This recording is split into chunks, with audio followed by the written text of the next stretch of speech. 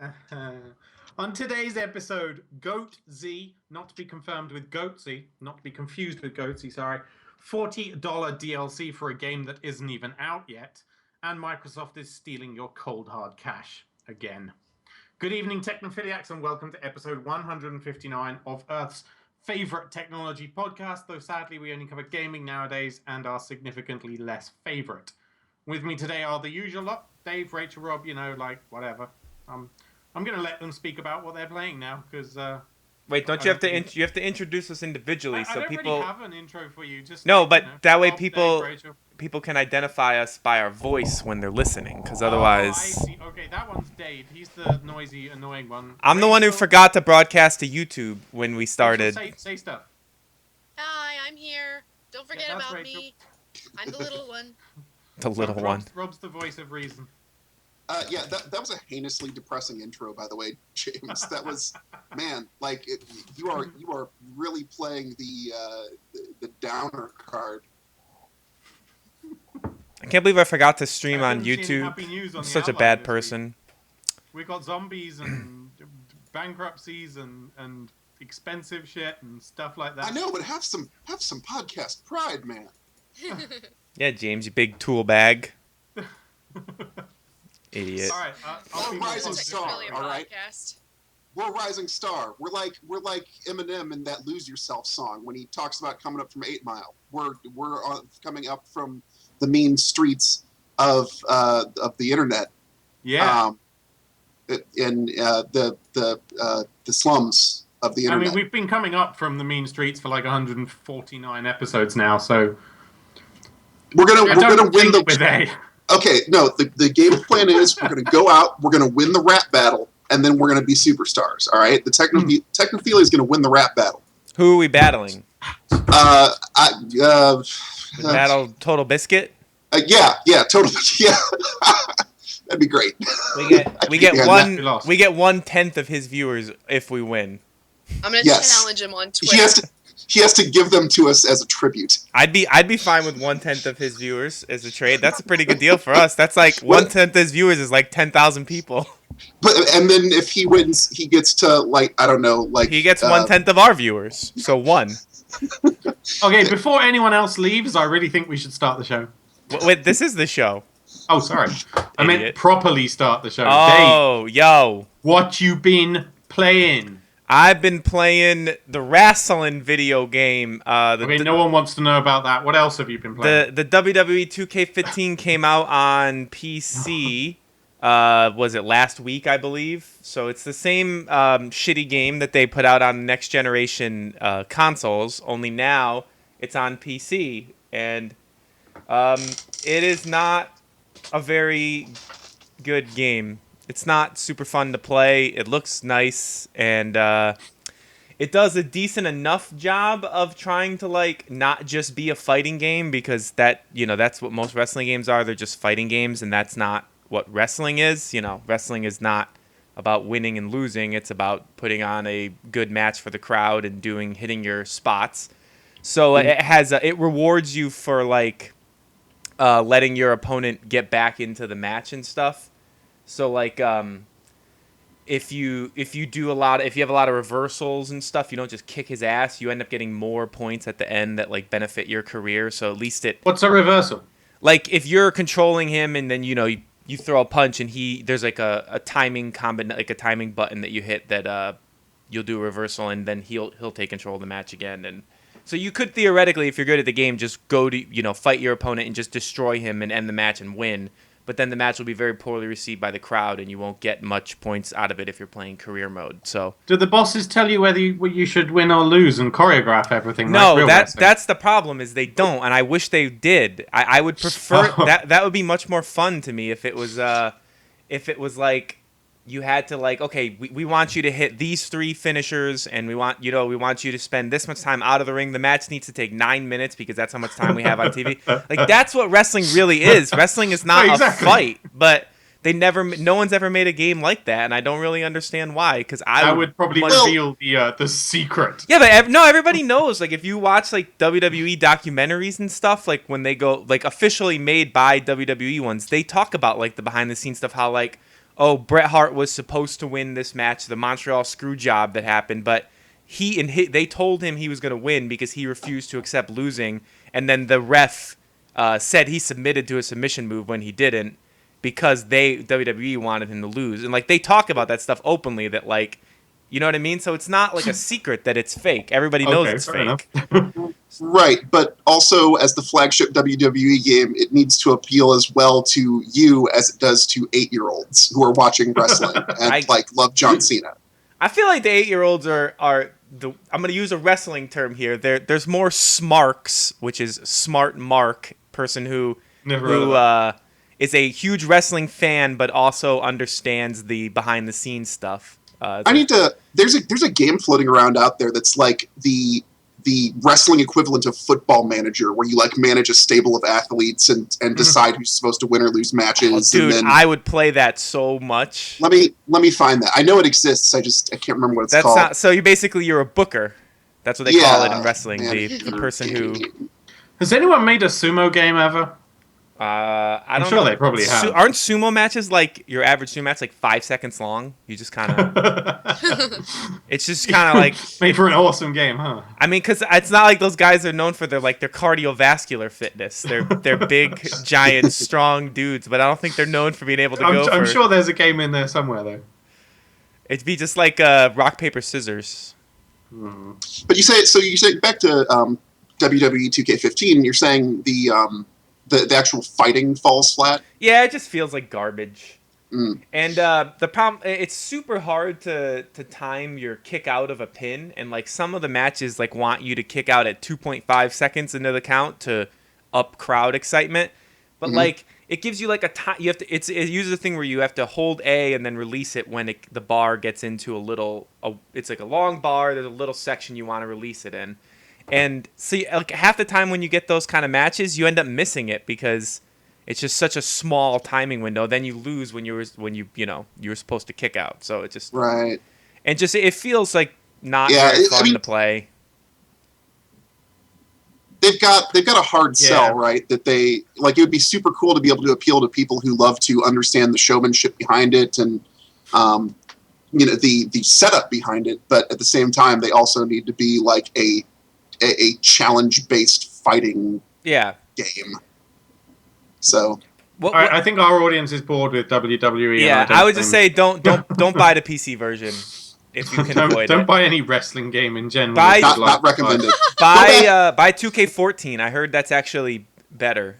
The last time wrestling video games were good was on the N64. Just get yourself an N64 and go play those. That's a good idea. Play some. That's easy. Play some No Mercy. We could do that. Or some WCW NWO Revenge.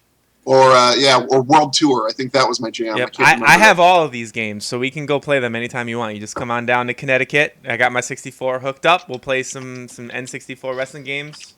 Mr. Ake, he's in there, the creative guy that comes with everyone because that's the company that made him. We got him. We got you covered, bros. Don't worry.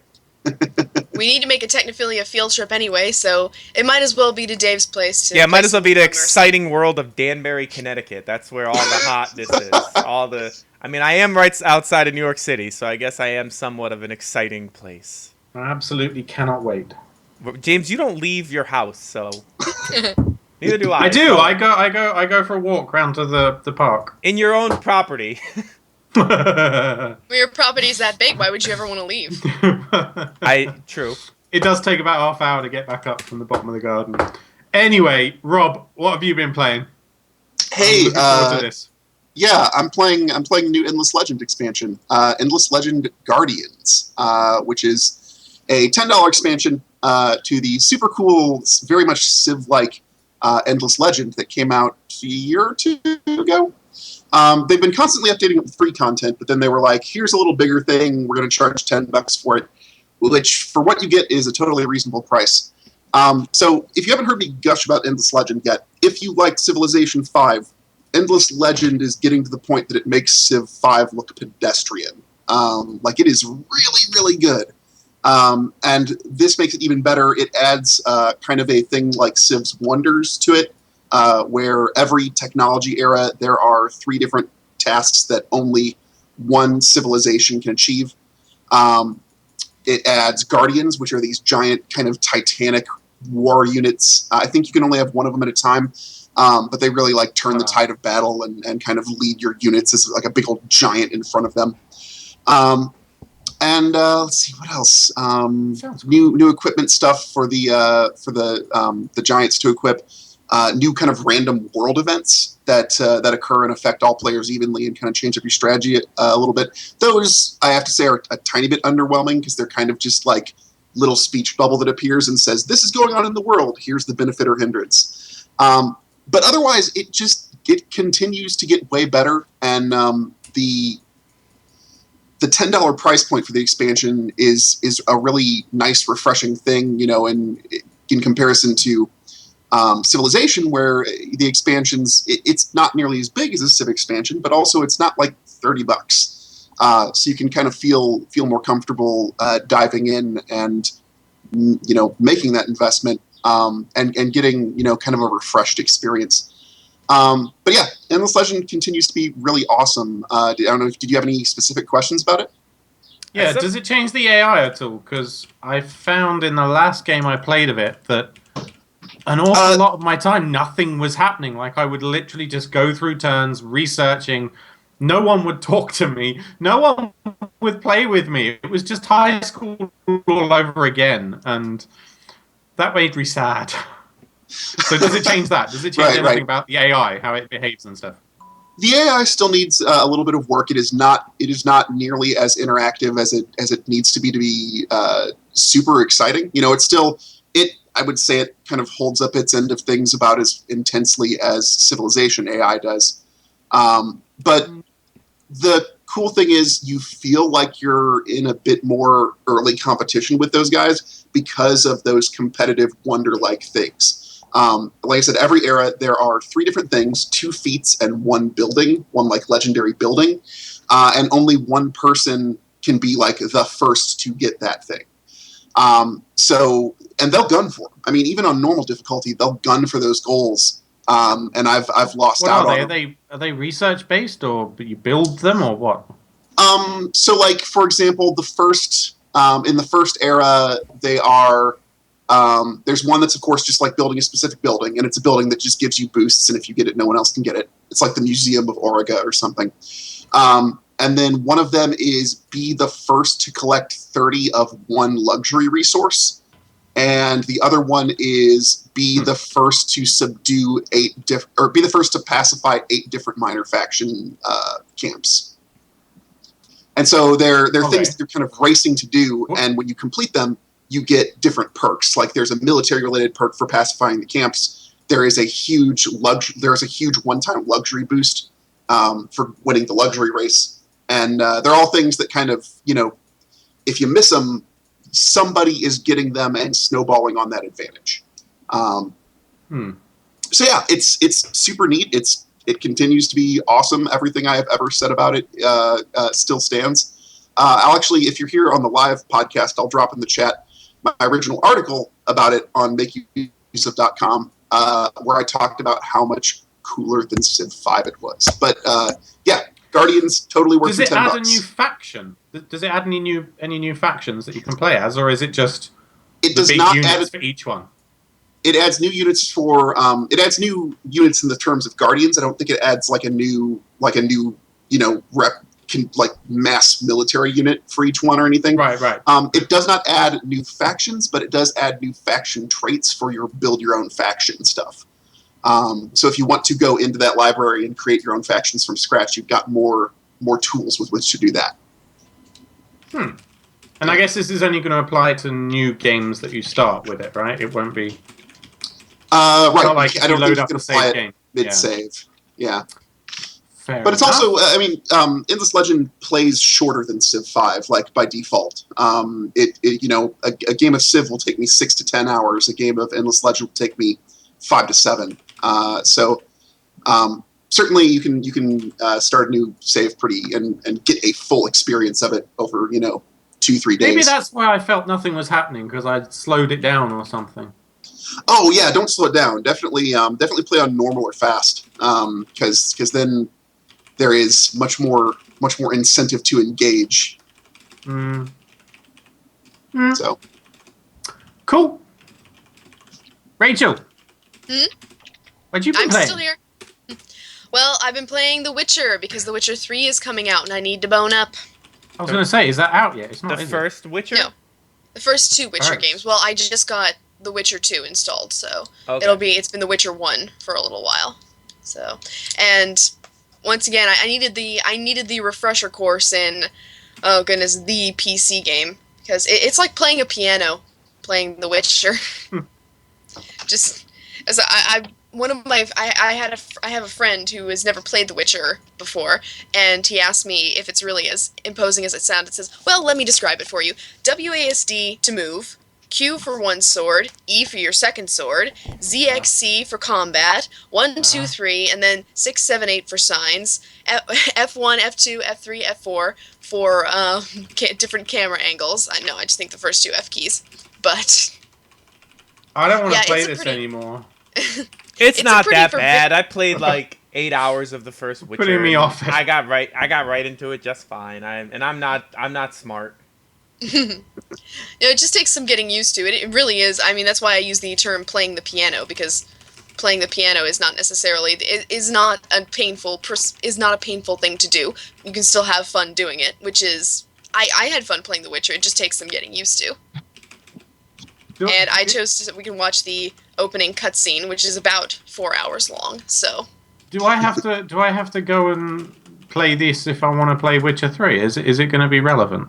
I don't think so. Yeah, from what I've heard, you can Okay. get right into 3, which is good because I don't plan on going back and playing all of 1 and 2. I'm just gonna get. I mean, I never played. I never heard of it before this, but I think This you'll be is a fine. huge thing in its home country, Poland. So it is Poland, right? I don't Yeah. know. Maybe. Yeah, I Poland. want to say but it's one of those game franchises where, like, when they first made The Witcher, they weren't very big, and so people were willing to cope with their lack of tutorializing and over complexity and stuff. And as this franchise has gotten bigger and bigger, they've kind of needed to grow into okay, we're a big game developer now. We need to talk about user experience and making sure that people can comfortably acclimate to our games so that we can reach a larger audience. So I'm really hoping The Witcher 3 is accessible enough, I guess. Like, there are things you can do as far as toggleable challenge stuff that, you can feed your hardcore audience while you're still letting a more relaxed audience experience the game. so someone in the chat room is talking about books. Like Yes. there are Witcher The books. Witcher There 3 be- The Witcher was originally a novel series. Yeah, that's what it's based on. Ah. Fair enough. Yep, yep. Yeah. So I mean, sorry, we're bringing books into this. I know that's not the area of expertise for my co-host, but I'm just wondering if they were these nonsense kind of made after the fact kind of books, but no, they were No. the No. originals. Yeah, the No, book. no, it's not like the Halo novels. Yeah, No. it's not like the Assassin's Creed novels, which Just never speak of those. the game is the nonsense made after the fact. Yeah, Right. pretty much. Are the It's books the one. any It's the good? one made so that we could introduce Americans to it. Are they good or what? Has anyone ever actually read it? I can't The speak for books? that. Chat, We don't have do any books, of do we? you- Have any of you read the Witcher books? Somebody said Jazzy they. is saying her fiance read them, and presumably they were good. The author Yeah. of the books has a ridiculous name. He's Polish, of course he does. And they're hard to find apparently. The books. I assume over in at least here. I'm sure. They don't have like ebook versions of those. That seems like a Yeah, I no-brainer. assume How my- big the? My Maybe. friend the Pirate Bay probably has some. Oh dear. I don't know anything about pirating. James. When I was doing my preview article for The Witcher 3, I pointed out that since this is sort of a medieval fantasy setting with a lot of nudity and just sort of old sort of magic underlaid with traditional combat, I said this is basically Game of Thrones, the video game. So for those of you who aren't satisfied with the kind of staid pace Always of a the Telltale games, the Telltale Game of Thrones series, then this is probably the game you should be playing. Just play them both at the same time, sort of interchange from one to the other, and you'll get pretty much the whole Game of Thrones experience. The author's Yeah. name is Andrzej Sapkowski. Andreas Sapkowski. Sapkowski? Sapkowski. Yeah. Hold on, I'm The Polish. Witcher- Let's look. Okay. The Witcher is unafraid to plow random women. Like that dude Geralt. gets around. Yeah. Geralt. Okay, now I'm interested. Oh yeah, As you it's should be. I suspect it would be right up your alley, James. But in one of the games, even like you get like little artsy trading cards for each woman you bed, don't you? Yes, Yes, I believe you that's do. the first one. The games are only Oh, loosely they've adapted totally from got the to have that in novels, so. 3. Oh, yeah, there's probably going to be a ton of that. But And then because it's HD now, so there's going to be HD women, female bodies. It's going to be it's going to be fun even for me as a straight woman. I'm still thinking, oh, this is going to be quite interesting. Didn't they re-release it without all that stuff or something, or you had to do something to put the sexies back in it or something like that? I thought they did something to it. Maybe I made that up. Someone's asking in the chat. No, I was kidding. I'm not actually Polish. No. Lady Croft. Apparently, that's what I am now. You are Lady Croft. I like that. That could stick. That's I guess that's a compliment. Make one. Lady Croft. All right, fine. Here we go. Would you all follow me and watch my stuff if I was Lady Croft? No. Asking the chat. No, they wouldn't. They hate you. Of course they would. They would watch you. It's got a board game as well. It does. Yeah. What doesn't and have a TV board series. game? Oh, and someone linked the ebooks in the chat, the Witcher ebooks. So yeah, even if you, as long as you don't necessarily need physical copies, you can still read them. Oh well, if they're on Kindle, I'll get one. Yeah, very cool. I can do that. Thanks to Kyoto for that link. Awesome. Boom. Sounds cool. Oh, I've been playing something too. Apparently, I took Rob's recommendation last week and ran out and grabbed State of Decay Day 1 edition. Is it Day 1? I think it's year 1. The one that's only available for a short while. I liked it a lot is probably extreme. I am enjoying it so far. I haven't had an awful lot of time to play yet. But so I kind of like the mechanic of no going back. Like it takes a little bit getting used to and it really affects the play style. Like I didn't realize that was a thing at first, and I tried to go out and do a mission with a buddy, like the only buddy you start with, because you have to gradually build your team, right? Right. And we were both tired, and I just figured, what the hell, we'll both go out. I see this new lookout point on the way back from the mission. I go up there, and I'm thinking, a couple of zombies, he can probably handle themselves. Fuck it, I went to have a look, and then soon enough, he's been taken over and dead, and I'm just like, all right, that was stupid. I'm going to load from autosave. Yeah, no, that's not a thing. There's no autosave. There's no going back. There's no nothing. If someone dies, they're dead. That's it. And they're permanently marked on my map now as like you can go and pick up their stuff because I couldn't do that when there were so many. It turns out one of the zombies attacking him was like a screamer, and all of a sudden I hear this and everyone's on him. So that sucks. But that's so many games that run that play the permadeath card play it with, but the characters are randomly generated. They're not important. Like this is so different because that character might be someone who has more extended conversations with you and stuff. I'm kind of used to the usual game tactic of like NPCs never die. They're just kind of in this perpetual state of danger until you go rescue them. They'll keep playing the same animation. No, that's not the case here. He was being attacked and he was dead in a minute or two. So despite my best efforts to blow him all the way, it kind of really changes how you play the game. You take a lot less risks. You actually really think things through first, and you just if you've gone out to get something, you get it, and then you go the fuck home. That's it. You don't mess around. So it kind of turns those established video game conventions around. It messes with your head. That's it.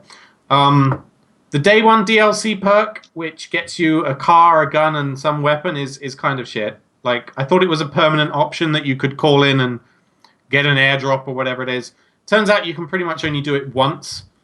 And so I drove the car out to a mission, and it gets destroyed when you run over zombies. That sucks. Like once per playthrough or once ever? I think it's only once ever. I might be wrong, but I've tried to call it back, and I can't get it back again because you phone in.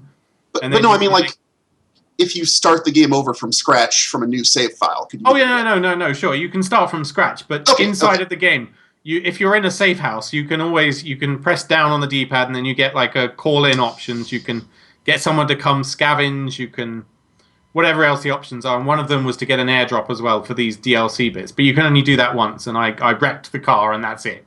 So I lost the car. I thought I could keep getting more of them.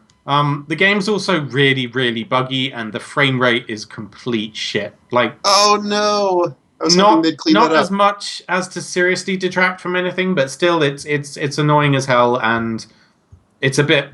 It's frustrating they didn't put more effort into optimizing it for the Xbox One. You know, Right. Hopefully there'll be an update that they can do something about that. So I take it you just started with the main campaign and you haven't touched the other two things yet, right? I haven't touched any of the other two things yet, no. Just the main Okay. campaign. And I'm not that far through it. I've got to like a base where you can start building stuff. And I've started doing that, but it's quite a slow slog because I haven't got that many characters in my roster yet, and everyone's always bloody tired. It's far too realistic in that sense. You'll never feel like truly powerful in the game. Like there's always weapons are always breaking. You know, like this isn't Dead Rising, in other words. Right. Yeah, you're just getting by a little bit better all the time, but you're never feeling like totally in control, and that's really good. But however far you play in the main campaign, make sure you try the Breakdown expansion before you totally set it aside, because Breakdown is like the total sandbox mode where it's just like you're trying to survive in the area, you're moving from base to base and accumulating survivors, and every time you choose to pack out of a base, the level of the zombie infestation goes up. And so it's like it's not like wave-based survival, but it's like every time you move your base, it says, okay, now we're leveling up all the zombies and intensifying the infestation, and then try to do the cycle again. That sounds awesome. Yeah, I like the extra base building-y kind of bits and all the management that you have to do of resources and stuff. That's really cool. I guess that's kind of the core of the game, really. The zombies are pretty stupid, but yeah. They're zombies. Yeah, I know. It's a bit cliche to have them so stupid, though, isn't it? Well, how would you expect them to be? They're walking undead. Like someone has to make an intelligent undead game at some point, I feel. Evolved predatory tactics, you're talking? Something like that. Like 28 Days Later zombies, where they can like run and climb fences and stuff. Something like that. Yeah, it was. I mean, we went through this wave in pop culture of like speedy zombies, where it was like, oh, they sprint, and it's like having a wolf pack chasing you and stuff like that. That was Left 4 Dead. Yeah, and a number of things did. I mean, the World War Z movie did that, where they were like so ravenous that they would tower on top of each other to climb over walls and things like that. I don't know if you can really do like intelligent zombies in any. I mean, again, we're talking zombies, so believability is kind of a stretch to begin with. But like the whole pitch of zombies is kind of like unthinking. You almost need like a new kind of undead with different lore to justify it. Like one thing that vampires. kind of pisses me off is that if you're tired, you can't sleep. Like, oh yeah, you can't go into the bedroom where there's a bed there and say, "I want to sleep now." You're just gonna have to switch so characters. Stupid. Yeah, you have to go and find someone else, and they might be tired, and then they automatically sleep while you're doing something like that. That's a game-breaking, immersion breaking thing for me. It's just nonsense, Yeah, you need to like build. There's like add-ons to build to the bases, right? And then you add like a workshop, or you add a bunkhouse, or you add something like that. Yeah, and even if you've got a bed, it doesn't work. Right. That they kind of expect you to keep playing the game in real time. That the world is still in motion, so they don't let you fast forward. It's an interesting design decision and frustrating at times, but I don't know. Yeah. I guess the apocalypse is meant to be frustrating. It's interesting the way you have to switch between characters, but then again, you don't get to switch between all of the characters. You only get specific characters, and then you have to make friends with other ones, and that's a bit weird too. Like, if you're going to make me switch between characters, then let me switch between any of them. Don't just doesn't make sense on some levels. You don't make sense. No. But you're willing to push. You're willing to push further into it. Oh yeah. I would. I've had my parents staying, so no time for gaming. I had like maybe 5 hours total of it so far. Okay. Yeah. Boom. Moving on. Dave, Yo. you've been dancing. Crypt of the Necro Dancer. That's a video game that you can play. Yeah, And- buddy. And so what Crypt of the Necro Dancer is a roguelike. You may have heard of this genre. It's kind of popular. Did we talk about this last week? Well, I bought it live on the show last week. Oh. So Gotcha. it is a roguelike where you have to move to the beat. As you can see on this screen in front of us now, the little lines kind of tell you when to move, and you can also hear it if you were listening to the game. And everything is there's no like attack button or anything. Everything is done by moving into enemies at a certain time. If you move into them when they are able to attack, they'll hit you. If you move into them when they aren't, they won't hit you. So it's very simple to control, but it is hard as hell. Man, that game is brutal. I'm having a hard time beating the first zone in this game because you have to go, multiple floors down, and the enemies will have they'll have tells. So like the little skeleton who just was on the screen, he puts his arms up when he's about to attack. So you want to be a space away from him when he's about to attack you. So are you literally just moving up and down, left and right? To the timing of the song, yeah. To the timing. Right, but there's no attack button. There's no. Nope. You just move into enemies to attack them, and you have to make sure to time it so you move into them when they are not in their attack stance. Do you have an inventory, or does it? It looks like it sort of automatically equips weapons. And Yeah, stuff. when you walk over, when you pick up the weapons, you have like bombs that you can place, which you do. It's still all done with the direction buttons. Everything is the direction buttons. So. The bombs is a combination of the direction button, so it's down and left, or down and right, or up and down, whatever it decides to assign it. And it's just like a typical roguelike. You try to make your way, through the floors. So when you finish the floor, you move on to the next floor. If the song ends before you go down the stairs, it automatically moves you to the next floor, as long as you beat the boss and unlock the next area. And, you pick up different weapons. Like some of them will have like a wider arc to how far they can attack, or some can attack from 2 spaces away from an enemy. So then, if the enemy doesn't have a long range, they're basically defenseless against you for that. And you pick up diamonds, which are like your permanent currency. You carry them when you go back to the little lobby. You can spend your diamonds to get permanent upgrades, and then you just kind of keep that loop going through the game, and that's it. What's the significance of this blue and pink squares that keep coming up? On the bottom of the screen? Where are you talking about? No, he's talking about on the when the grid. floor starts flashing. Oh, Yeah, it looks like a little disco thing. that's the beat. It's just kind of gives you another visual But representation it's not of there the all beat. the time. Yeah, it depends Right. on different types of zones have the disco lights and some don't. Isn't it when you start a combo that appears? Um, Like when you kind of get in the oh flow yeah. and it's hit. Actually, I don't know, because in this video they're on a 2 times combo right now and it's not there, so I don't know exactly how that works. I think it's based on like getting the combo to a certain point, and then you're in kind of like Maybe a 3-point. fever mode or whatever. Yeah, maybe I it's thought it might have something to do with when you can attack and when you're going to get attacked, or something. Like green is when you can jump, and red is when you should stay away, or something. Is that not the case? No. Then? Here we go. So he just got a 3 times combo and the floor lit up. So it is when the floor, and then he missed and the floor stopped lighting up. But the floor still moves in that same pattern, whether it's colored or not. If it's kind of faint, but you can see there's still a I pattern. can see on the different floor. shades of brown and Right. and yeah, It's just when you're- different shades of brown. When you're rolling and you Different have shades your of brown. when you're rolling and you have your Story of combo video going. games. When your combo's going, it changes the color. But it's just another way they blink to the beat of the song, so it's kind of another way to help you keep the beat. But also the main thing is the soundtrack to this game is awesome. So it's a game based completely around playing to the music, and the music is great. So definitely check it out, and it's pretty cheap. I think, what did I pay, like $11 or something for this when I bought it last week? It's not expensive, and it's totally worth getting. So How long? 50 shades of brown. Bree from the chat, Jedzia Grace, is asking, how long is each level? Like, how long is each song before you get dumped into the next level? song length, 3 minutes or so, 4 minutes. Okay. They're not long. I did find that after playing this game for quite a while, because it doesn't work super well on a controller. It's definitely a game that's meant to be played with a keyboard, because of the using like hitting 2 directions on a D-pad is not super easy to do.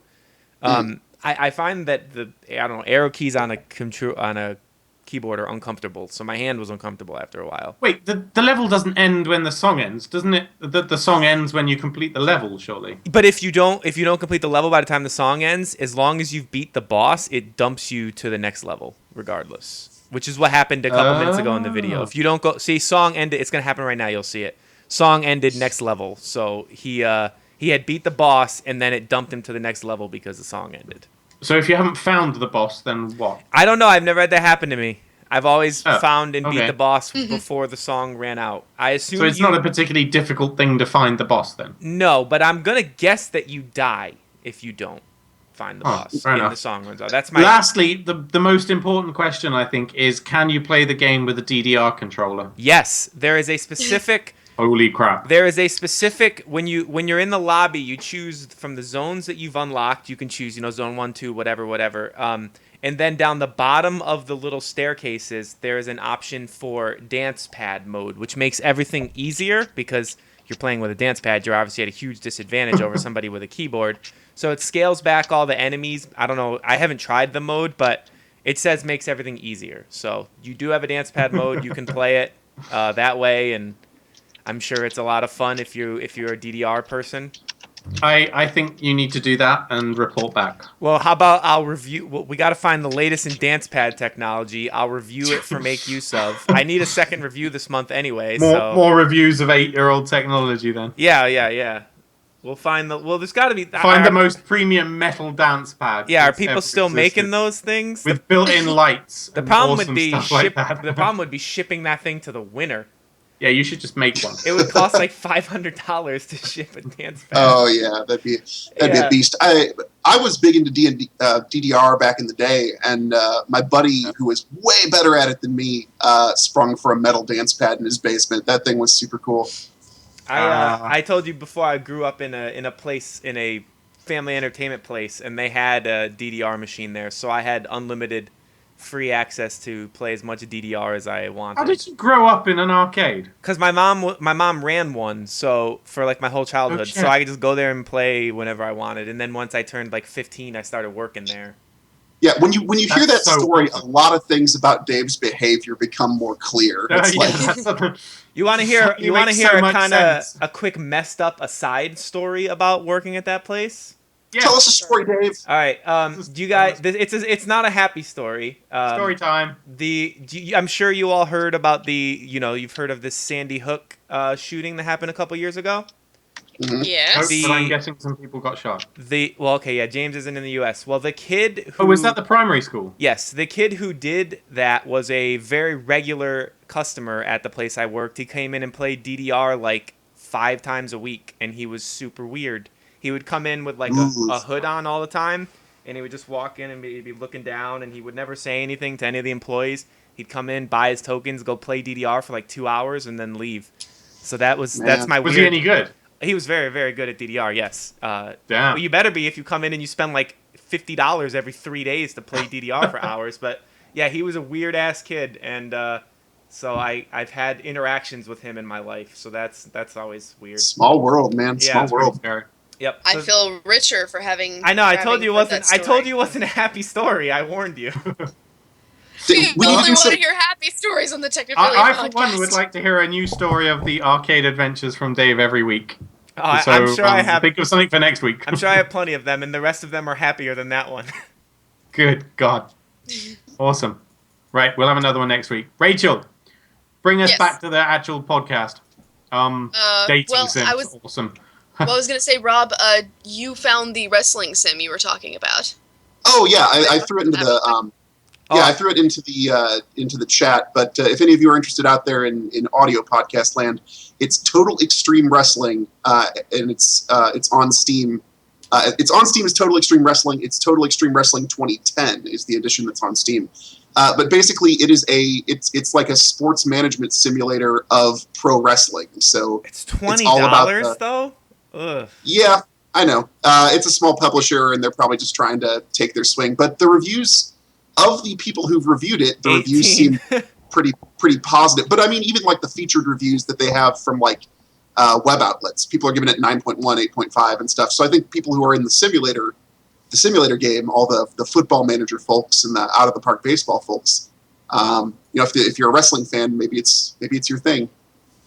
Man, I kind of want to play this. So It's funny that it's Total Extreme Wrestling 2010, but it was released March 19th, 2015. That seems a little late. Oh, it was released on Steam. I know. March 19th. Where was it all this other time? Okay. Too much wrestling. I don't know, probably- I want to hear about Rachel's dating habits. Yes. Yay, I get to talk about this. Well, sneak preview for Make Use of readers. I took up a story idea for free dating sims online. So I played a lot of dating sims for work. Gosh. I have sunk to a new low, but this is kind of a weird switch. We go from wrestling to dating games. Oh, they're basically the same thing. Yeah. Yes, exactly. There's Yes, lots of sweaty, awkward handling, and then nobody's happy with the outcome. There we go. Yeah. Wait, You have to make sure your before we stats are dive balanced. before we dive too heavily into this, there's also a Stop interrupting there's a Rachel. TEW 2013 if you want the latest and greatest. It's just not on Steam. I so. don't care about wrestling. Rachel, tell me about dating. It's okay, James. I'm not too eager to talk about this anyway. Yeah, but she was very Actually, excited when she accepted this article idea. She was like, "Dave, I just want you to know that this is my thing. I love writing about wrestling games." And I was like, "Well, you get right on it there." And yeah, well, the best way I've discovered the best way to play dating sims is to get a friend on Skype, do Skype screen share, and then just have fun talking about it the whole time. And doing funny voices is particularly fun. But we're talking a lot of there are a lot of games where you play as a female protagonist. So everybody who's been looking for a game where you play as a female protagonist, oh, have I got the genre for you? And yeah, this is I've spent a lot of time looking at particularly anime influenced art styles and managing stats so that I can get the good ending with the boy of my dreams or the girl of my dreams in some cases. So yeah. Oh, somebody asked in the chat. The banner websites. You Can Be My Master. Though I think you're thinking of Game of War. Those are not really dating sims, but those probably have about as much content as the average dating sim. Oh, It's- yeah. I'm so sick Why of have we Ebony. not got a video, Dave? Put a video on. I don't know. looking- She's gonna talk about multiple games, so I figured it was too much work to switch back. I'm- and forth. There was I a don't video really- on the outline. Oh, there I'm not was? gonna Oh, I'm not fuck. gonna name drop any particular game. I'm just Oh. I just was hoping you'd throw up a YouTuber that I'm fond of. So All right, fine. But there's no Yeah, so- sound, so you're not really gonna get much benefit out of this YouTuber person, But that's fine. oh well, whatever. I mean, there should be a watermark with her name. You're But a watermark. anyway, the for those who are watching and for those who aren't, it's not going to mean much to you. But anyway, yeah, it's it's sort of a weird window into the mindset into like a sort of mindset of the people not only who make the games, but who also the people who are expected to play it. There's sort of a and there's a sense, I kind of get the feeling that everybody thinks of it as just a joke, or at least the people who make it think it's just a great, just a scream to make. And it's not even particularly that they take it seriously. They just are almost doing like a ultra dramatic version. Like the one in the video you're watching involves time travel. You go back and forth between the past and engage the attentions of various men across time and space. So it's and I'm looking at this and thinking, wow, this is surprisingly funny for a game like this. I never thought I'd say that, but then again, that could just be because, like I said, I had someone on Skype with me doing funny voices for all these characters, so yeah. It's very... Yeah, there's a lot of like... I feel like I've been very self-pitying all week because I've been wanting to play The Witcher, where I can have sex with a bunch of women, and instead I had to play games where I just sort of awkwardly flirt with a bunch of boys. So this is a weird switch for me. This is kind of a low week for me. Someone mentioned a game called Socialotron in the chat room. I've just looked up some images for it. Never a good idea. This seems like a James Bruce game. It looks like Ultima. You remember the original Ultimas? It looks like a mod of that, maybe. Oh gosh. It's so terrible. I just want to reiterate, this was for work. This was for work. So if you're actually like playing ones that were made in Japan and were translated and brought over here, they probably have kind of a lot of cultural baggage regarding how Japan sees women in pop culture. You know, like it's a lot of it is like, oh, they're these demure flowers and, you know, trembling and, oh, senpai, you know, like there's a lot of baggage regarding that kind of stuff that. Notice me, senpai. Yeah, that there's a lot of stereotypes. I don't want to be a dick, but that's not stereotypes pushed onto Japanese women. Japanese women do actually, until the age of 30, want to dress like schoolgirls. Hey, I And they also do want to dress like a speak like schoolgirl. I know, it's a fairly natural desire. I understand it too. Should But I these dress aren't like a schoolgirl next stream? We I'm would get confused. so Oh my many God, you more have so many- viewers. Somehow I doubt the internet would object. Yeah, we would. Our viewership would quadruple within like 5 minutes. But I'm not. Nobody I don't would. want to put any pressure on you or anything. So you know, you. I mean, I've already got the Lara Croft getup. you do but... you. You do you. Would we really attract the kinds of viewers we want, though, if that's how we did it? At this point, are we picky? I mean, I don't know. I'll take whatever I can get. Oh dear. I mean, just to prove that people besides that women besides Japanese women can dress up like schoolgirls and have it not be weird. I mean, Yeah. is this No, weird anyone for anyone can. here? It's- Did I it's make cool, it weird? it's cool. No. it's fine. Just, it would. I don't know. It would I do feel it like all the time. It's not weird, Rachel. It seriously isn't. No, I'm just doing my straight face because I'm trying to make you guys uncomfortable. You can't make me uncomfortable. So Yeah, that's not gonna happen. you might be able to make Rob uncomfortable, but me and James are like two soulless bastards. So. In fairness, I did dress as a schoolgirl in front of an entire school of high school student girls, so you It's a can't production make of me feel Shakespeare. uncomfortable. Me and my next door neighbor. It was a one Harry time- Potter remake. You know when you're in high school and your identity is in flux and whatnot, and people are really judgmental of you. Me and one of my friends decided it'd be a good idea to dress as lesbians for Halloween. So we both dressed up all day in high school as two women, and we walked around holding hands with each other all day. So we were two men dressed as women holding hands with each other in high school. Dave's more tolerant than that anecdote would let on. It was really fun, actually. I thoroughly enjoyed all the comments and looks from people all day. It was one of the most fun Halloweens I've ever had. Now I'm uncomfortable. Can we move on? Nope. So if you want a Nope. good Halloween, dress as a lady with another friend who's willing to dress as or if you're a lady, dress as a man with another friend who's willing to dress as a man with you. They want to hear more about dating sims. Yeah, So you're I doing don't a know if that's full-on- good idea. You're What doing is- a full-on article for Make Use of on those, right? Yeah, I was doing an article on. Well, I couldn't include a lot of the surprising amount of dating sims, or at least the decent ones. They aren't free, so it's very difficult to find decent online dating sims that are actually free and all right, that are actually decent to play. Did I call for So- free in the article? I don't even remember. Yeah, Oh, yeah, it was in the title, free. So I put that in a unless long I I mean, didn't time buy ago. Honey Pop yet. I think I'm gonna have to buy that. oh my gosh, if you want, did you want to put up a video of Honey? Quite interesting, but yeah, this would be but. That's what I think of your videos. If yes, Honey pop if we or don't pot? pop. Pop, like soda pop. So yeah, if I wasn't supposed to include free, if I wasn't supposed No, to include I only the games that are free, because that would be, then I could include Hot the Full Boyfriend, like they're saying that'd be in the too comments, I and Honey Pop. That- I'm that impressed with your SI pronunciation of that. That That's good. SI is based on a search term, and I assume then that the search term must have been free dating sims, or I would not have included free. Yeah. So, I booyah. mean, Hot the Full Boyfriend actually isn't that bad, all things considered. that's no fun. Since they're then. talking about it in the chat. That's no If fun. you're into pigeons, yeah. Well, But- who's Yeah. not? Bree is linking a Waluigi dating sim where you date Waluigi. That Whoa. sounds like something we should know about. Somebody send that to Dan Riker immediately.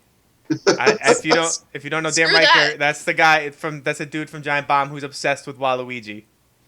So if you don't know, send that to him. He will I'm probably. not clicking on that link. Just saying. No, Bree's cool. You can What trust the her. hell kind of URL is that? m-pe.tv/u? It's all in Japanese. What the hell? That's the smallest URL I've ever Is it? seen. Oh yeah. m-pe.tv. Is the M for mobile or is the M just part of the URL? Oh, but it is all in Japanese. You need to like. Rui Waru time. Click randomly and it will always go well. That's like the story of my life. Oh my god. Click randomly. Why? And Who am I? What's going on now? Yeah. There Wait, you this go. looks like regular Luigi. I don't know. Anyway, we're getting off I'm track not here, clicking and that this is- link. What the hell? The picture. It's clean. I just checked it. I don't care, Rob. Your definition of clean and mine may differ. Wait, is this No offense, is this game no offense, Bree. is this game free though? Because I might want you to include it on the list. But it's not in English. It's like, free. I don't It's give a just shit if it's in stupid. English. Oh dear. I can't read Japanese, Dave. Just click random stuff. That's what I'm doing right now as we speak. Click random stuff, take funny screenshots. Yeah, this doesn't look like Waluigi. This looks like Luigi. I'm playing the game Yeah. right now. Maybe in the course of dating him, you turn him bad. Ha ha ha. Turn him Wa. Turn him bad. Well, yeah, wa like Warui. I don't know Yeah. what I'm doing, guys. There's a bunch of characters on the screen. I'm clicking. Okay, this is compelling video content. Let's move forward. Oh, there's music now, and everyone It's can even hear more that. compelling audio All right. content for our podcast. Well, it is now. Moving because on. Music just played. Did anyone else have any more games? No. So we're going to move on to the news. So All right, news. I'm taking this first one because I don't do an awful lot of shopping on the Xbox store, right? Because why the hell would I? I'd rather just buy the game and then I can sell the DVD back to Amazon or whatever. But heads up, if you remember a while ago, they transferred your Microsoft points into actual money. Yes. Now, if you had a balance in Microsoft points, which I did, because obviously I would buy like the pack of, 400 points or whatever, because it just got annoying, because that was the only thing you could do, then that money is about to expire. Because when they transferred it over to real money, it suddenly became what they labeled as a promotional balance. And that actually expires at the end of May. Like, it's been 2 years or something, but I haven't spent it. I just think it's dirty thieving bastards of them, basically.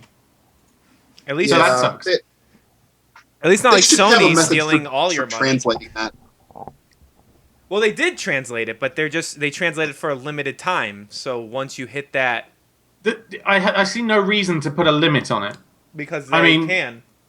Well, yeah, it's dirty because there's going to be thousands of pounds worth of, many hundreds of thousands of pounds worth of money out there from Microsoft points that never got spent, and now it just Yeah. expires. It's really dirty move. I'm not quite sure why they did that. That's super lame, but also it's probably really good that they're changing to actual dollar amounts because it removes some of the obfuscation. Sure, but they changed 2 years ago.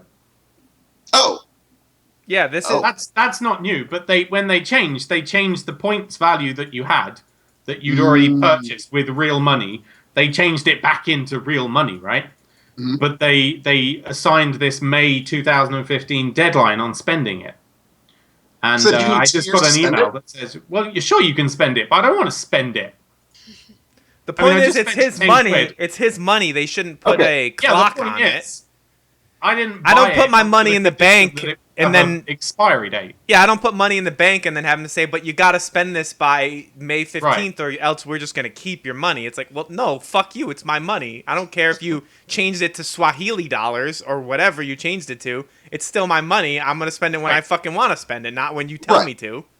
right. Okay. Yeah. Totally fair. I mean, I don't know. I feel as lousy as that is, if they gave you 2 years, I feel like they gave you a fair shake. The thing is, ever since then, when I've gone to buy something, I haven't used my balance. I've just paid for it straight from my credit card because it's easy, because it's programmed in. Because why wouldn't you? I'll forget that there's a balance already in my account, and then just pay for something anyway. So even though I've spent more than that, it defaulted to using my credit card, not to using my existing balance, which is dirty. Gotcha. Yep. Gotcha. So, on that note, anything around 10 quid that I should probably go buy? What's 10 quid in real money? Well, it's probably the same dollar amount, actually, $10, given our stupid tax system. I don't think there's anything really for $10 that's any good. Well, if you think of anything, DLC, maybe? Yeah, is there tell DLC for something that you want? not really, because I'm already there's only Call of Duty that I play now anyway, apart from the new zombie thing, the State of Decay thing. I don't know. Maybe I'll go find some more board games then and buy them online. Fine, whatever. Next story, Goat Z. So you may have heard of Goat Z before. Well, now Goatsy? it's back. Only this time it is back with actual goats and not gross things. So the folks over at Coffee Stain Studios are putting out an update for their popular broken ass goat simulator game. The trailer is literally filled with digs and jokes at the other zombie survival games out there.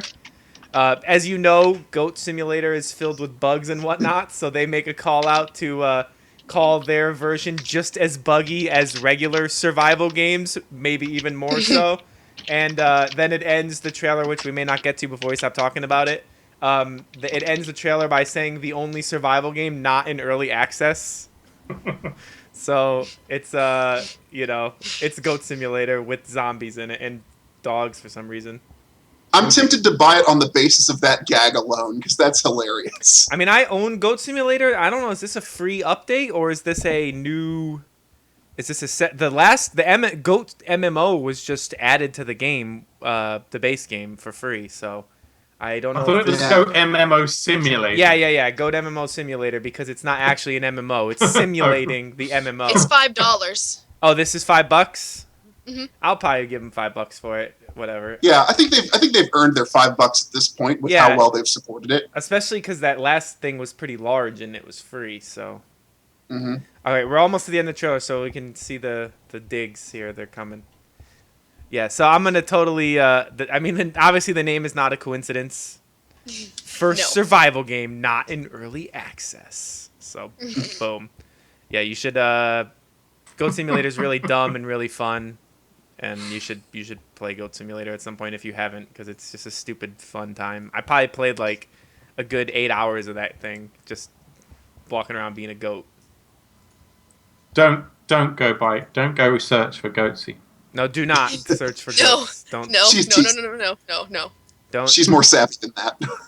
Don't do it. Don't do it. Well, obviously, because she spelled it the right way. Goat SE, so she knows what it is. But Shh. More Don't stories. make Should we me talk scared. about the Ouya? Oh yeah. What is this? Ouya. I don't know what this is. I didn't even. Oh yeah. Okay, so Ouya, we all know that absolutely miserable failure of a console that runs on Android kind of thing. Ugh. And they took a ton of money from investors, and one of the investors now wants a lot of that money back because they haven't really been making that much, and apparently they cannot renegotiate, and they're basically screwed. They've run out of money. They can't pay them back, so they need to sell it off. They're trying to sell off basically the whole Ouya business quickly.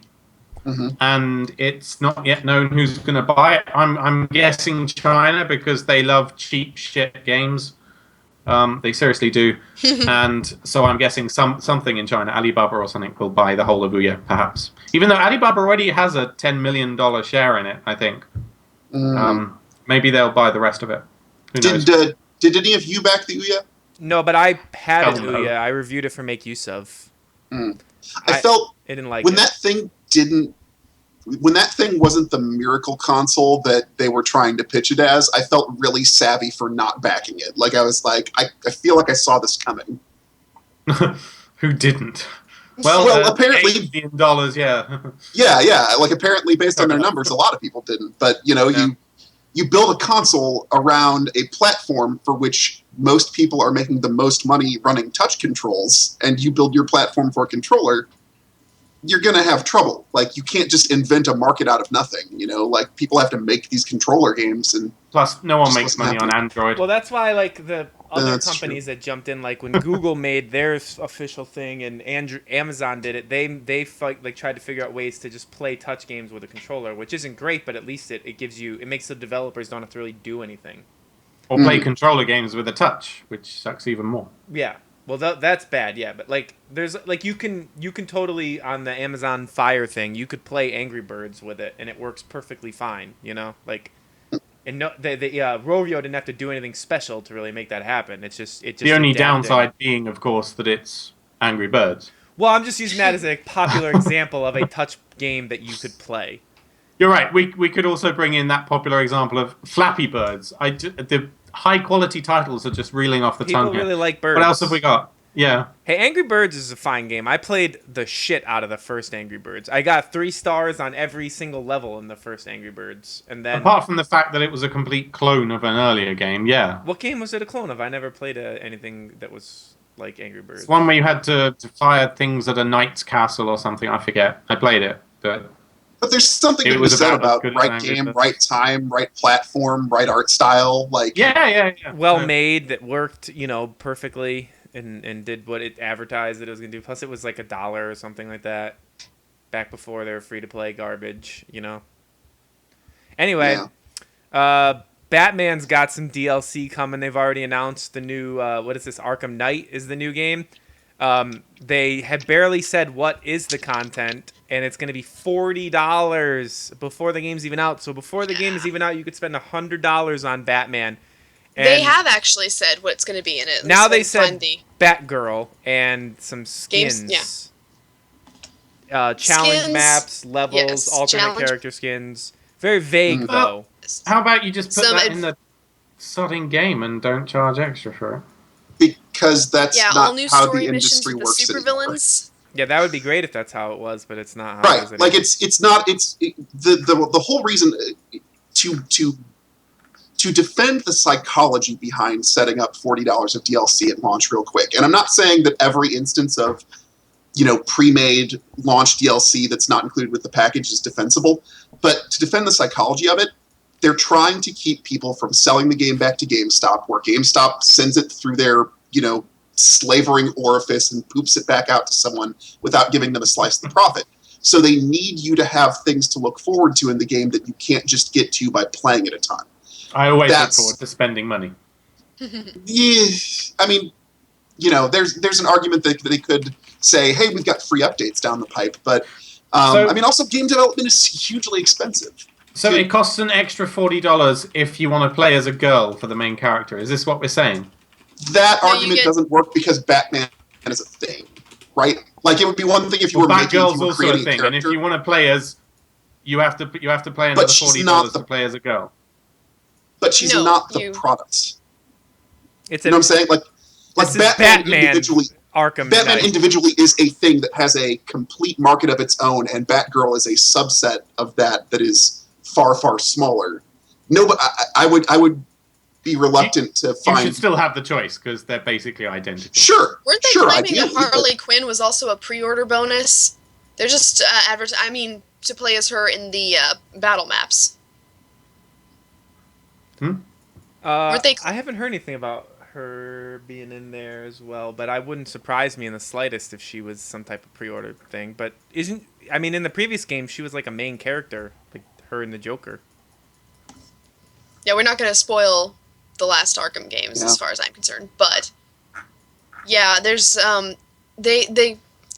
this DLC pass they've listed what is going to be included, and it seems almost as though this would be enough to justify a new game in and of itself, considering there's going to be a whole bunch of new story missions and narrative missions with the supervillains, Batman's allies, basically everyone but Batman. They didn't say a whole bunch of story missions. They just said featuring new story missions. That could mean there's like 2. Arkham True, Origins is an existing game, right? That's a past game. Yeah, but Arkham Origins is the one that's not made by the actual developers. It's And that made- game had two $2.99 supply book packs that promise a measurable advantage in online gameplay. They had pay to win in Yeah. multiplayer.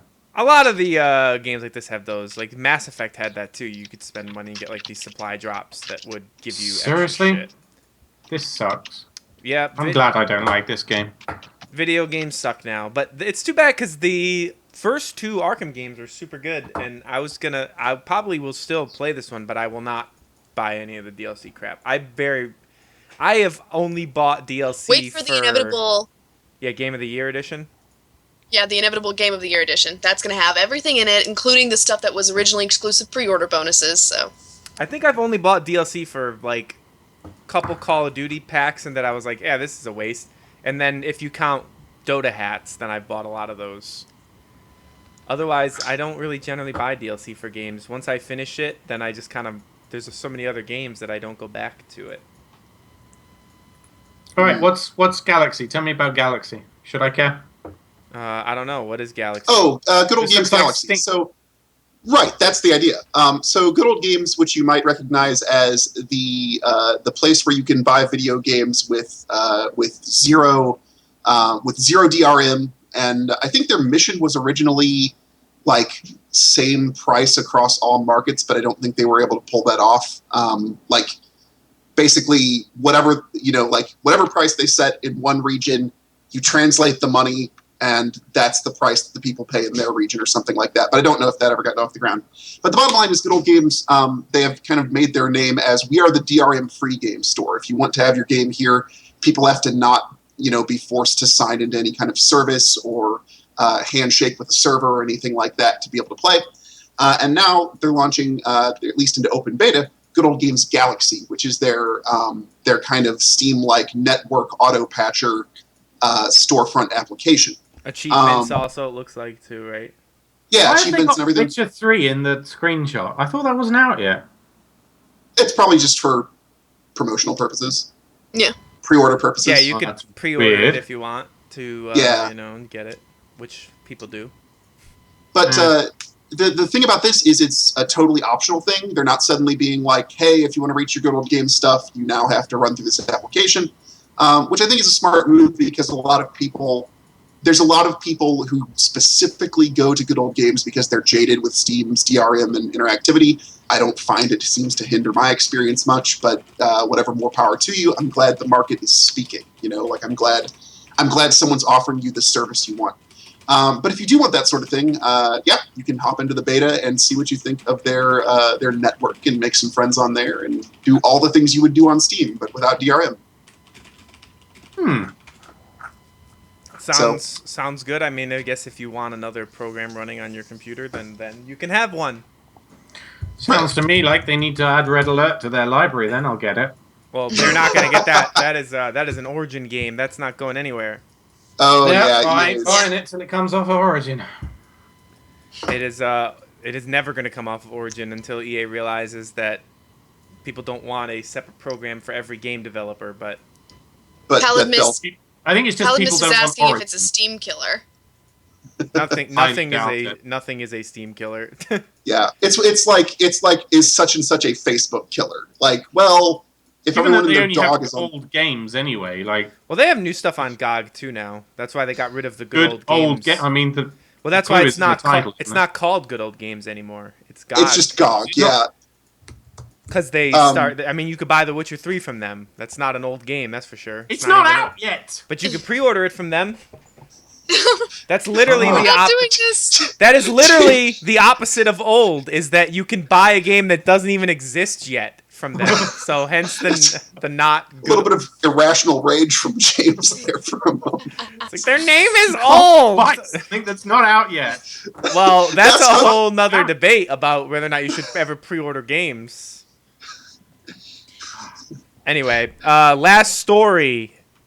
Wolfenstein: The New Blood, a standalone, or the Old Blood, a standalone weird Wolfenstein expansion thing is coming out. Wow, that's only 20 years late, isn't it? No, they just released a new This is, Wolfenstein game. You This dummy. is a DLC for the New Order, Wolfenstein: The New Order, which came out last year.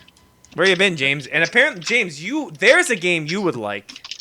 I've been gone. Yeah. Apparently. I think you would actually like Wolfenstein: The New Order. Yeah, man, that is right up your good. alley. It's a good shooter based on an old classic shooter that I'm sure you played on PC when you were younger. And I didn't actually. I joined at the Quake stage. Oh, okay, so you missed the Wolfenstein. Well, apparently, from everything I've heard, this About 3D Wolfenstein games. game's very good. I haven't played it, but I hear it's actually better than it has any business being. I've played it, and it is actually really, really good.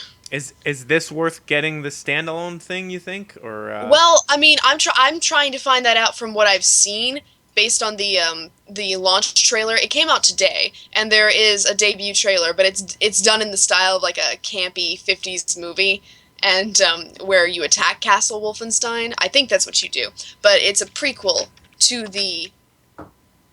It's a prequel to the New Order, which in and of itself is kind of almost a little too serious. It almost takes itself a little too seriously. The New Order is shows what the world would have been like if the Nazis had won World War II, and this is apparently, and the Old Blood is a prequel to that, where you raid a compound to discover the location of a secret Nazi base that you hit in the beginning of Wolfenstein the New Order. Wolfenstein the New Order is the sort of game where you can carry 2 assault rifles, 1 in each hand, and that's not unusual at all. You can carry 2 sniper rifles, in fact, and I have done so. How does that work? Who cares how it works? It's fun! So, yeah, I mean, I don't know if any of you... Rob, have you played it? I have not played the new Wolfenstein, no. Yeah, so, I mean, if it's only my recommendation, I don't know how strong that is, but for everyone in the chat, and for James and Dave, if you can play Wolfenstein the New Order, you should, because it's so much fun. There's no regenerating health, and there's no, you just kind of pick up food and just stuff it in your face in order to regain health, so that's the level of, gameplay mechanic we're talking about. That's super old school, wow. Like, everyone switched over to regenerating health because it helps with pacing. You don't have to repace the, you don't have to create, like, the problem with health that doesn't auto recover is that your game can't accommodate for multiple skill levels as easy, right? Like, if you played really poorly, you might not be prepared for the next fight because you've gotten beaten up real bad. So that's why everyone switched to regenerating health, because then everybody's on a better footing. mechanic, period. I would say Wolfenstein's response to that would be, too bad. Yeah. So maybe there are enough armor and food drops and health drops that it doesn't make as much difference. So you can, if you go into a boss fight, you're probably going to get the standard room where there's sort of like a crate full of ammo and power-ups and all that. So, and armor so that you can suit up before the big fight. All right. If you want to see a bunch of this, there's Bethesda did a stream and then put it on their YouTube channel. It's almost an hour, which is what you're seeing in the stream right now. It's almost an hour of them playing the Old Blood. So if you want to see more than just the trailer, just type in Wolfenstein the Old Blood into YouTube and this will come up, and then you can watch like an hour of it and decide if you want to play it. I'm going to play it, so...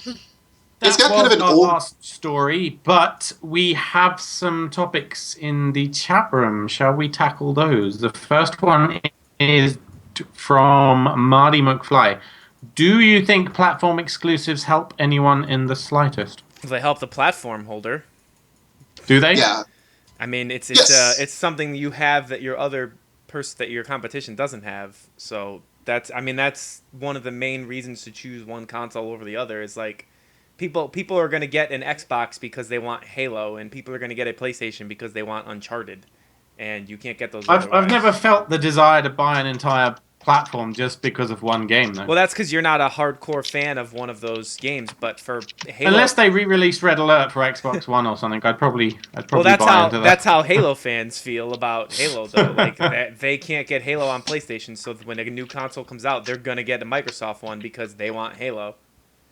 And I don't know if I'm sure Uncharted. I know Uncharted has a lot of hardcore fans. I don't know if they're like as crazy as Halo people, but I'm sure that they are. And I mean, you got weirdos like Rachel that like Tomb Raider, so I'm sure that Tomb Raider being exclusive to Xbox would have affected your decision if you didn't already have a PS4. I assume did you buy the PS4 before that was announced, or did you just But yes, I'm sure that would affect your decision in some way because hey, that's a game that you like and you can't. Although that's a timed exclusive, so it's not as bad. Yeah. But even still, So- if you don't want to wait. But do you think, Rachel, for your money, like, does that timed exclusivity, does that tempt you at all to buy an Xbox to play it sooner, or are you just going to wait it out? Well, I mean, if you were talking about the specific example of the Tomb Raider game, I wasn't a huge fan of the 2013 Tomb Raider reboot. Really? That's right. As I an love that ardent game. As an ardent Lara Croft fan, well, I mean, it's basically Uncharted, which is why it's kind of weird that it's coming out on a Microsoft console, because it is basically Uncharted, I think. Well, with with a tissue with Lara Croft's face on it in place of a protagonist, in place of Nathan Drake. I think I there's suppose that I think almost there's some kind of differences, but yes, I could But- see. But in terms almost- of, but if we were to assume that I am actually interested in Rise of the Tomb Raider, and I will always say that with sarcastic air quotes because I'm desperately hoping they change that title. If this were the sort of if this weren't because of my hangups, if my hangups with the new Tomb Raider weren't involved, then I would be tempted to invest in an Xbox, but because it's a timed exclusive, and the problem is a lot of games nowadays are becoming timed exclusives, and I'm thinking of Dead Rising 3 here. That was originally Xbox One exclusive, now it's available on PC. Yeah. It's kind of... Timed exclusives are just not a draw, I don't think. It depends on right. how hardcore you are. If you were really into that last Tomb Raider game, and knowing you have to wait like a year or whatever, that might get you in. Or at least that's their hope that it gets you in. If it plays a lot like an Uncharted game, it almost makes more sense that Microsoft was able to secure it as an Xbox exclusive, specifically because we have a PS4 Uncharted game announced. You know, like Sony's got something set up to take care of that. So, but on regards back to the actual original question, which is do these exclusives help anyone? It's literally to help the business people. Like, it is not. None of us out here in consumer land benefit at all from exclusivity on consoles. You know, like for us, the more platforms you can play it on, the better. But you know, you drive a dump truck full of money up to a publisher and say, hey, not only can you do less work to make this for 2 platforms, we'll kind of cover what you might have made from selling on that other platform or some portion thereof, in order to have you say, hey, it's solely here. So, and there's even stuff where it's not exclusives, but there's like co-marketing. Like Destiny wasn't a PS4 exclusive or anything by any stretch of the imagination, but Sony did co-marketing with Activision to get PS4 branded trailers everywhere, just like you'll see Xbox branded trailers for some games. And that's all businessmen shaking hands and exchanging piles of money in hopes of winning this console war. So the only way it helps regular people is if you're those weirdos who like arguing about which console is better. Then you have something to argue. You have we have Tomb Raider, so we win the battle. And then as you that's pick what you the get. lice out of your neck beard. Yeah. Oh, God. Tip your fedora and, you know. Next question. I just took it. I made it too visceral for you, didn't I, Rachel? Dread7TV says, have you guys seen Tom Clancy The Division? Ugh, I hate Tom Clancy. How about you? I've seen like the trailer trailers, for it. yeah. That's about it. That's all I really know about the game. It looks pretty. Yeah, it's supposed. So I don't he also trust asked about Ubisoft. That's the best we can say about it. I don't trust Ubisoft anymore, so Yeah, you know. but he also asked about Siege. So I've the Division. For anyone who doesn't know out in listener land, the Division is the kind of MMO tactical shooter in a lockdown martial law kind of cityscape. That's we know very little about. Like, that sounds like a promising concept, but we've basically seen like concept-ish trailers of gameplay that doesn't look like actual gameplay and is probably, you know, dolled up and very kind of tied off at the seams to give us like a critical path kind of stuff. But Rainbow Six Siege has been shown in closed beta. I watched some people play it on Twitch, and that looks really neat. So that's tactical first-person shooting in small kind of confrontations, and it's like, you know, terrorists versus special forces kind of stuff, where the terrorists are occupying a house and the special forces are outside, and the terrorists can like board up the windows and set traps and lock down passages and stuff, and kind of create a maze to try to hold their ransom hostage captive.